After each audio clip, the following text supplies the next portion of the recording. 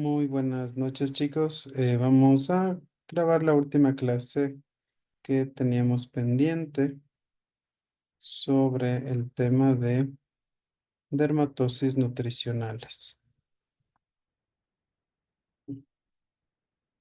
Muy bien.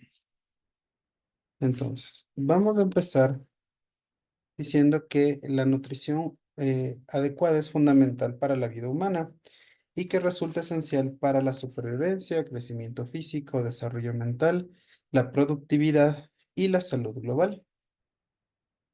Es importante entender que la deficiencia aislada de un nutriente es muy raro. Generalmente, cuando yo tengo deficiencias nutricionales, suelen ser de múltiples nutrientes a la vez. Y que en general los nutrientes se van a categorizar como macronutrientes, que ya sabemos, hidratos de carbono, proteínas y grasas, y micronutrientes como vitaminas y minerales. Entonces, los nutrientes lo dividimos en macro y en micronutrientes. Los macronutrientes, hidratos de carbono como el almidón y azúcares, proteínas muy importantes de animal o vegetal, grasas saturadas, insaturadas o trans, y los micronutrientes que van a ser vitaminas y minerales.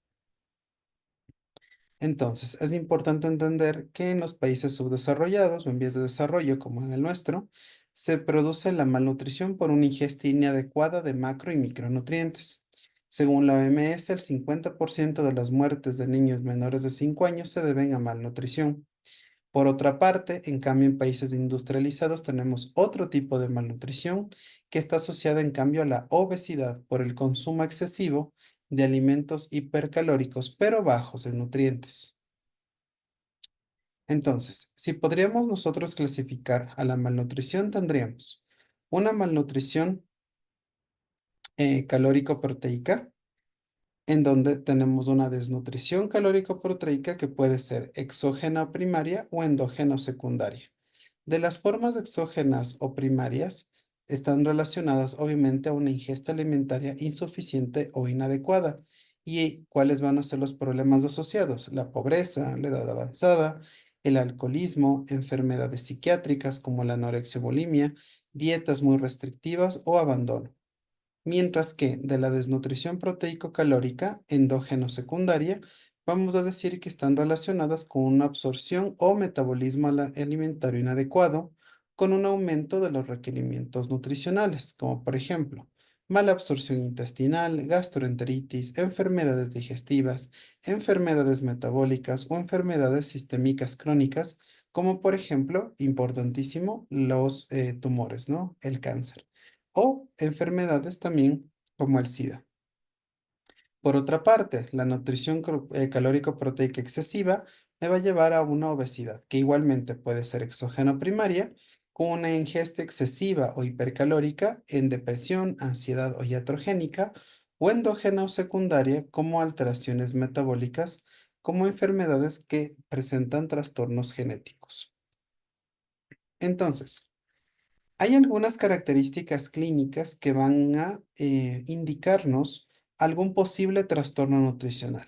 Y lo que tenemos que primero entender o ver, vamos a ver que muchas de estas cosas se repiten, sobre todo van a ser las erupciones seborreicas periorales similares a dermatitis.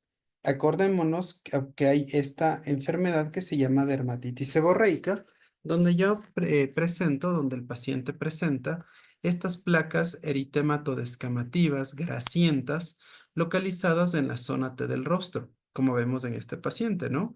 La zona de la frente, la zona del dorso de la nariz, los surcos nasogenianos. Entonces, muchas veces la malnutrición proteico-calórica, en primer lugar, me da este tipo de erupciones seborreicas. Si yo tengo un paciente con dermatitis seborreica que ya lo hemos tratado como tal y no vemos ningún resultado en su tratamiento, hay que pensar en que hay posible una malnutrición. Segundo, algo que es importante, el sangrado de las encías, erupciones mucosas y la hipertrofia gingival. El sangrado de encías muy relacionado igual con, y sobre todo contra ciertos malnutriciones que ya vamos a ver, pero muchas de estas presentan la glositis, la hipertrofia gingival o el sangrado de encías. Siguiente, importante también la queilitis angular, Que no nos olvidemos, también podría presentarse en la dermatitis atópica, pero aquí como una deficiencia nutricional y lo mismo la glositis, la inflamación de la lengua. ¿Qué otras características nos dan las malnutriciones? Algo que es importante, el pelo. En el pelo se va a reflejar muchas veces deficiencias nutricionales. Pacientes con alopecia, poco pelo, pelo quebradizo o el famoso signo de la bandera, que vamos a ver dónde se observa, pero básicamente son cambios de coloraciones del cabello por estas alteraciones nutricionales. Otras características también muy importantes son la conjuntivitis y la blefaritis muchas veces. Hay muchas veces petequias, equimosis, eritemas escamocostrosas o erosiones escamocostrosas. Vamos a tener también dermatitis por fotodistribución, que es menos frecuente. Algo que es bastante frecuente, así como en el pelo, la malnutrición muchas veces la vemos en las uñas. Coiloniquia, uñas en cuchara, uñas blandas, delgadas, o paroniquia, que es básicamente una inflamación de los pliegues laterales de la uña, ¿de acuerdo? Entonces, vamos a tener algunas características. Entonces, por ejemplo, aquí vemos una hipertrofia gingival, una queilitis angular, una glositis, vemos aquí, o una coiloniquia, ¿no? Una uña en cuchara. Algo que también está muchas veces caracterizado, por ejemplo, es la queratosis folicular. Nosotros acordémonos que la queratosis folicular, igual que la quilitis, puede aparecer natamente en un paciente con dermatitis atópica, pero esta también puede aparecer en pacientes con malnutrición. eh, Muchas veces estas alteraciones pues no responden, como habíamos dicho, al tratamiento. Vemos púrpuras o petequias y este es el signo de la bandera. Miren cómo va cambiando la coloración del cabello, aquí mucho más negro y se va haciendo aparentemente rubio, ¿no? Pero es por una mala distribución de la melanina, por una malnutrición. Entonces, ¿cuáles son las dos enfermedades cumbre o claves en la desnutrición proteico-calórica? Es sobre todo el marasmo y el kwashiorkor. ¿Qué podemos decir del marasmo? Primero, que afecta a más de 50 millones de niños pequeños y que desarrollan con frecuencia, obviamente, infecciones recurrentes debido a su incapacidad por desarrollar una respuesta inmunitaria normal por una deficiencia proteico-calórica, en este caso más calórica que otra cosa. Por otro lado, tenemos el kwashiorkor, que es la forma más aguda de desnutrición proteico-calórica y que tiene como hallazgo característico muy importante los edemas periféricos o incluso el anasarca. ¿Por qué? Porque hay una pérdida muy importante de proteínas, donde se va a perder la presión oncótica y por ende el líquido va a salir a los tejidos. Vamos a tener un peso corporal superior al marasmo, pero no porque está bien, sino por el edema como tal. Y muchas veces también presentan erosiones. Muchas veces estos niños o estos pacientes presentan descamación y erosiones tipo barnizado, que ya vamos a ver algunos ejemplos. Y en este caso, la teoría de la patogenia, como hemos dicho, es que es del estrés fisiológico causado por una enfermedad aguda crónica, aumenta los requerimientos de proteínas y de energía. Entonces, ¿qué se pierde sobre todo en el kwashiorkor? Importante, sobre todo son proteínas. Y aquí vemos un cuadro bastante bueno donde se resume el tema de desnutrición. Diferencias entre marasmo y kwashiorkor. El marasmo generalmente se presenta en niños muy chiquitos, menores de 1 año. Se observa el niño en piel y huesos, ¿de acuerdo? Hay una pérdida muy importante de tejido celular subcutáneo y no tanto de muscular, ¿de acuerdo? La evolución es crónica, generalmente se observan cabezones, la cabeza mucho más grande que el cuerpo, el cabello está fino, escaso, se cae con una piel fina y seca, por eso se le llama desnutrición seca. Tiene algo que se conoce como cara de mono o pasa o avejentado porque está arrugadito por la pérdida del tejido celular subcutáneo, algo que se llama signo del pantalón, y es que como la piel está básicamente en piel y huesos, ¿no es cierto? La piel redundante aparenta ser un pequeño pantalón puesto a nivel de las piernas. Se encuentra irritable, el apetito está conservado, más bien necesita alimentarse y tiene peor pronóstico. En cambio, la forma de kwashiorkor, pacientes mayores de 1 año con edemas, como hemos dicho, edemas periféricos, edemas también de órganos internos, puede presentarse hepatoesplenomegalia, comen mal, el tejido celular subcutáneo no está tan bajo, más lo que disminuye es la musculatura, no nos olvidemos, por eso las proteínas pierden mucha proteína, muchos edemas. Evolución aguda, no nos olvidemos en la diapositiva anterior, generalmente esto va a empeorar con alguna infección o alguna enfermedad aguda en ese punto. Tienen cara de luna, estar edematizado. El cabello también está seco, opaco. El signo de la bandera se presenta aquí. El paciente con kwashiorkor tiene muchos cambios en la pigmentación. Entonces tenemos el signo de la bandera. Tenemos dermatosis pelagroides, que vamos a ver cómo se observan, hepatomegalia, como hemos dicho, distensión abdominal, el paciente está apático, no tiene mucho apetito y tiene mejor pronóstico. Y por último tenemos la deficiencia de los ácidos grasos esenciales, que son los ácidos grasos insaturados, que se van a obtener de fuentes exógenas. ¿Cuáles son estos? El ácido linoleico, el ácido linolénico y el ácido araquidónico. ¿Para qué nos ayudan? Generalmente para formación de prostaglandinas, integridad de fosfolípidos de membrana celular y depósitos de energía. ¿Dónde los obtenemos? Sobre todo en aceites vegetales y en carnes blancas, sobre todo en la pesca, ¿no? Son los ácidos linoleico y linolénico, son el omega 3 y el omega 6. ¿Qué va a causar el déficit? Obviamente, nutrición parenteral sin suplementación, dietas pobres en este tipo de grasas u otras deficiencias nutricionales. Aquí nosotros podemos ver un cuadro diferencial, más o menos lo que ya hemos estado hablando entre el marasmo, el kwashiorkor y la deficiencia de los ácidos grasos. Otra vez, marasmo, ingesta calórica, sobre todo disminuida, pobreza, alcoholismo, abuso de drogas, dietas restrictivas, niños o ancianos con negligencia, abuso, mala absorción en causas secundarias sobre todo, pero también enfermedades intestinales o digestivas. Y las características cutáneas, piel fina, seca, importante, pálida, laxa, arrugada, con descamación, algo de hiperpigmentación. Y de ahí pues puede haber hiperkeratosis folicular, úlceras, pelo igual similar al lanugo, pelo fino, alteraciones de crecimiento, alteraciones de las uñas. Kwashiorkor, disminución de la ingesta proteica, sobre todo en periodos importantísimos de estrés que duran unas pocas semanas o más, ¿de acuerdo? O dietas consistentes primariamente en arroz o en bebidas basadas en arroz o en enteropatías perdedoras de proteínas. ¿Qué es lo que se pierde? Proteínas. Entonces, ¿qué es lo que vamos a tener? El kwashiorkor es húmedo y con discromías, es decir, cambios en la coloración es el hallazgo más frecuente. Palidez debido a distensión, pérdida de pigmento, hipopigmentación tras abrasiones, hiperpigmentaciones por traumas, la descamación en casos leves donde se forman algo que se llama manchas en esmalte. Otros signos también eritema, o otra vez discromías, petequias y quimosis. Y en el pelo vemos que está escaso, seco, sin brillo. Hay el signo de la bandera, otra pigmentación, ¿sí? Entonces el paciente pigmentado, ¿de acuerdo?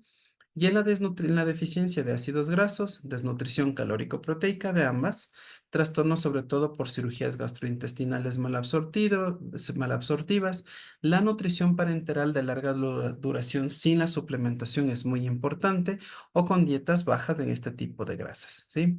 La piel está seca, descamativa, acartonada, con eritema subyacente, erosiones intertriginosas, alopecia y pigmentación más ligera. Entonces aquí vemos un ejemplo clásico de marasmo, ¿sí? Una desnutrición calórica. Vemos cómo el paciente está básicamente en piel y huesos, la cabeza más grande, ¿de acuerdo? Con múltiples petequias y demás por una desnutrición muy importante.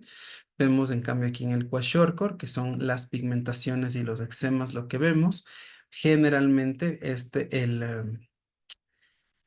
puede generarse algo que se llama dermatitis en pintura desconchada, que quiere decir que el edema fue tan fuerte que básicamente necrosó la capa superficial de la piel y por eso se observa así.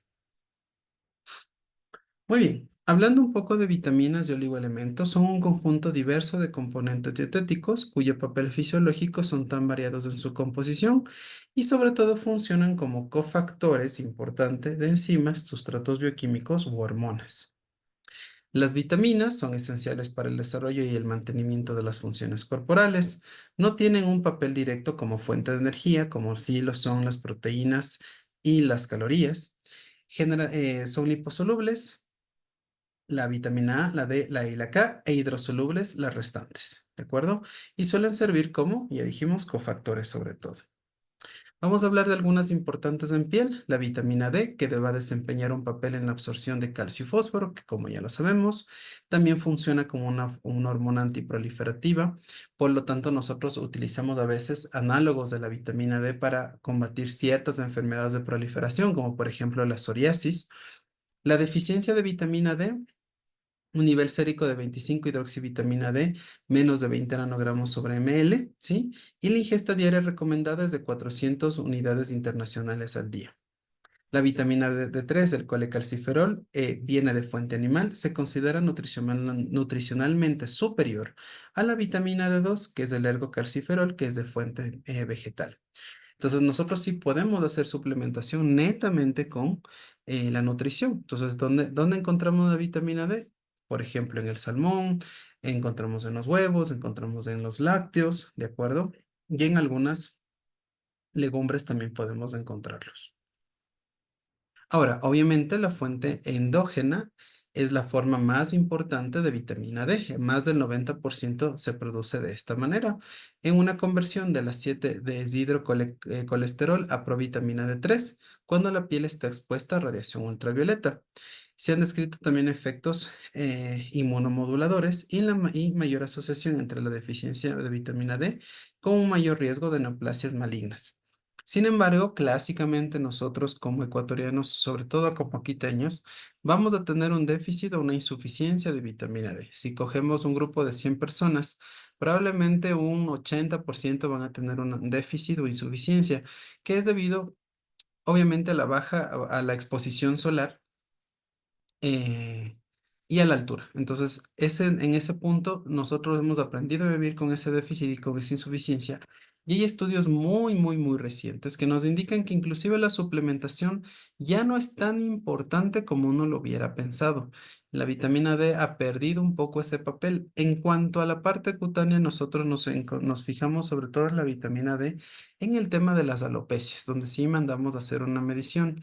Pero muchas veces inclusive ahí haciendo una suplementación, no se, a veces no se llega a mejorar el tema del pelo, ¿de acuerdo? Entonces, vamos a ver algunas características clínicas cutáneas de algunas vitaminas. Tenemos la vitamina A, que es el retinol, donde nos puede dar algo que se llama frinodermia, que es como una queratosis pilaris también. Serodermia, que es resequedad, espeso, pelo escaso y frágil. Vitamina D, sobre todo, como hemos dicho, caída de cabello tipo efluvio telógeno. La vitamina E, que se llama tocoferol, fragilidad cutánea. Vitamina K, púrpura y equimosis. No se olviden que hay proteínas de coagulación dependientes de la vitamina K. Vitamina C, ácido ascórbico, muy importante sobre todo en las sangrados gingivales. Encías hinchadas con hemorragias, erosiones, petequias de quimosis también relacionadas con la coagulación, hiperkeratosis folicular, pelos en sacacorchos, que son pelos redundantes o que se enroscan como un sacacorchos, ¿de acuerdo? Vitamina B1, la tiamina, sobre todo fisuras húmedas. Vamos a ver que hay varias cosas que se van repitiendo y por eso es que el cuadro primero es muy, muy importante. ¿De acuerdo? Fisuras húmedas, glositis, glosodinia, vitamina B2, riboflavina, keilitis angular, otra vez boca, glositis, dermatitis tipo seborreica, que lo hemos dicho. Aquí tenemos una equimosis o púrpuras. Vemos aquí los pelos del sacacorcho en la A, ¿de acuerdo? Las glositis que ya hemos dicho y las quilitis angulares. La vitamina B3, sobre todo, va a dar un cuadro característico como pelagra. Eh, Sí, el eritema fotodistribuido violáceo, que se llama collar de Casal, este eritema muy, muy, muy hiperpigmentado, localizado a nivel del cuello, que es una banda bien delimitada. No se observa mucho ya en nuestros países, afortunadamente, por las suplementaciones, pero hay que conocerlo. Fisuras en palmas y plantas, inflamación y erosiones perianales o periorales, quelitis y glositis otra vez, ¿sí? Vitamina B6, la piridoxina, lesiones seborreicas nuevamente, quelitis angular, glositis, intertrigo. Vitamina B7, biotina, alopecia sobre todo, dermatitis seborreica, eczema anular, blefaritis, conjuntivitis. Vitamina B9, ácido fólico, quelitis, glositis y erosiones, como vemos acá. Hiperpigmentaciones difusas y vitamina B12, cianocobalamina con hiperpigmentación difusa o parchada, incluyendo áreas de flexuras, palmas, plantas, uñas, cavidad oral y otra vez glositis. El exceso de vitaminas, por otra parte, se produce habitualmente en personas que buscan efectos antienvejecimiento o anticancerosos. Hidrosolubles, sobre todo la toxicidad es rara ya que se eliminan rápidamente por la orina, mientras que las liposolubles sí nos pueden generar hepatotoxicidad, nefrolitiasis o neuropatía periférica. Aquí tenemos nuevamente un cuadro resumen del mecanismo de toxicidad que no se ven demasiado, pero pues hay que conocerlo, ¿de acuerdo? Sobre todo en vitamina A, quelitis, cirrosis con prurito, dermatitis exfoliativa o alopecias, los betacarotenos, coloración amarillento-naranja debido a depósitos de carotenos o licopenos que en cambio se encuentran en los tomates, ¿de acuerdo? Y pues hay algunas que nos pueden dar otras enfermedades. Por ejemplo, esto es una carotenodermia, como se ve justamente el cambio de coloración, ¿no? Por el exceso de betacarotenos. Los oligoelementos, en cambio, constituyen aproximadamente el 3% del peso corporal al nacimiento y el 4% en adultos, y van a ser 15 oligoelementos esenciales: hierro, zinc, cobre, cromo, selenio, yodo, flúor, magnesio, manganeso, perdón, molibdeno, cobalto, níquel, estaño, silicio, vanadio y arsénico. Y sirven para múltiples funciones celulares que incluyen como cofactores enzimáticos y grupos prostéticos en metaloproteínas. Hablando de algunos importantes, el zinc es uno de los elementos más importantes en humanos y genera un papel clave en el funcionamiento de más de 200 metaloenzimas que regulan síntesis y degradación de lípidos, proteínas y ácidos nucleicos. ¿Dónde están sus fuentes? Como vemos en la imagen, sobre todo la leche, alimentos de origen animal, mariscos, legumbres y verduras de hoja verde. Tienen un papel en la potenciación de la cicatrización, son muy importantes en la cicatrización de heridas. Hay muchas cremas con zinc justamente para cicatrización y también protege la piel frente a lesiones inducidas por radiación ultravioleta. Su déficit va a generar eritema, lesiones de escamocostrosas y erosiones, y especialmente en la región perioral, en zonas sacras y en región anogenital. Puede producir además alopecia, paroniquia, onicodistrofia, que es alteración de las uñas. No se olviden, miren, déficits nutricionales yo lo veo en pelo y uñas, blefaritis, conjuntivitis, estomatitis y quelitis, lo mismo que los anteriores. Va a tener una triada que es diarrea, depresión y dermatitis, que solo se ve en el 20% de los pacientes y se presenta en infecciones con especies de cándida y estafilococos. Aquí vemos algunas manifestaciones del déficit de zinc, ¿de acuerdo? Cómo se ven estas dermatitis, sobre todo en zonas acras, en alrededor de la boca, en pies, en zonas anogenitales, en manos, ¿de acuerdo? Y de esta hay una enfermedad importante que se llama la acrodermatitis enteropática, que es un déficit de zinc hereditario de autosómico recesivo, ¿sí? Que se produce por mutaciones en el gen transportador de zinc, tanto en el intestino como en el riñón. ¿Y qué clínica me va a dar? 1 o 2 semanas después de la retirada de la lactancia, no se olviden que en la lactancia está el zinc, comienza pues este tipo de dermatitis resistentes al tratamiento, sobre todo en región perioral y en región anogenital. El siguiente es el cobre, y el cobre es un oligoelemento esencial que es necesario para el funcionamiento de varias enzimas, por ejemplo, la tirosinasa y la lisiloxidasa. En el torrente sanguíneo, el 90% del cobre está asociado a la ceruloplasmina, mientras que el resto está unido a otras proteínas plasmáticas. Hay una enfermedad importante en el cobre, que es la enfermedad de Menkes, que es un trastorno recesivo ligado al X. En cambio, donde voy a tener una absorción defectuosa del cobre con niveles bajos de cobre tanto en sangre, hígado y pelo. Y la clínica, pues vamos a ver retraso de crecimiento, letargia, hipotermia, hipotonía, crisis convulsivas, anemia y alteraciones óseas similares a las del escorbuto. En la clínica cutánea tiene una característica importante y es que genera alopecias con vainas pilosas enroscadas, como ven acá. ¿Sí? Esto de aquí es como si el pelito estuviera enroscado sobre sí mismo, sobre su propio eje, que se llama pilitorti. Y también genera adelgazamientos, como vemos en esta zona, de la vaina, que se llama moniletrix, e inflamaciones, en cambio, acá, ¿de acuerdo? Que se observan como en cepillo, que se llama tricorrexis nodosa, o sabemos, pili-torti, moniletrix y tricorrexis nodosa en el pelo. Obviamente estas fotos hay que verlas con un microscopio, ya ni siquiera con el dermatoscopio, sino como ven, son ante la sospecha fotos en microscopía óptica. Por último, tenemos causas secundarias, la anorexia y la bulimia, ¿sí? Que son trastornos de la alimentación que se caracterizan por periodos de ayuno, ejercicio excesivo, vómitos autoinducidos o abuso de fármacos. Ambas pueden dar lugar a deficiencias nutricionales tanto primarias como secundarias. La anorexia nerviosa es ausencia persistente de deseo o incapacidad de mantener el peso corporal adecuado, mientras que la bulimia tiene características de atracones y posteriormente purgamientos o ayunos. Purgamiento es el vómito, ¿no? La inducción al vómito. Más habitualmente en niñas y adolescentes y en mujeres adultas.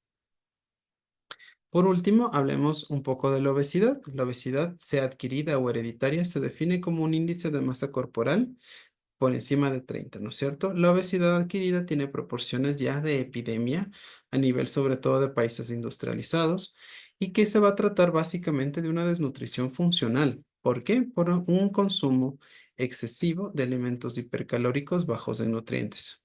Es una enfermedad sistémica. No se olviden que la obesidad va a generar una inflamación corporal total y las manifestaciones cutáneas sobre todo van a estar relacionadas con la resistencia a la insulina, acantosis nígricas, que es esta mancha aterciopelada, sobre todo en cuello, en axilas o en ingles, que está relacionado a la misma. Y aquí vemos pues un cuadro entre los hallazgos, en cambio, entre una persona obesa y una persona con anorexia nerviosa o bulimia. La persona obesa, sobre todo acantosis nigricans, acrocordones, esos pequeños fibromas o las famosas tetillas que le salen a los pacientes que quieren quemarse. Cuando yo debo sospechar que los acrocordones están relacionados con algún trastorno metabólico cuando han empezado a salir de un momento a otro y en gran cantidad, ¿sí? La hiperhidrosis también está relacionada con la obesidad. Las estrías de distensión, que no se olviden que las estrías son básicamente una cicatriz. Intertrigo, candidiasis cutánea, por supuesto, porque en esas zonas donde se generan los pliegues por la obesidad, va a generarse maceración, va a generarse sudoración excesiva y eso va a generar aumento de infecciones recurrentes cutáneas. O podemos tener la lipodermatoesclerosis.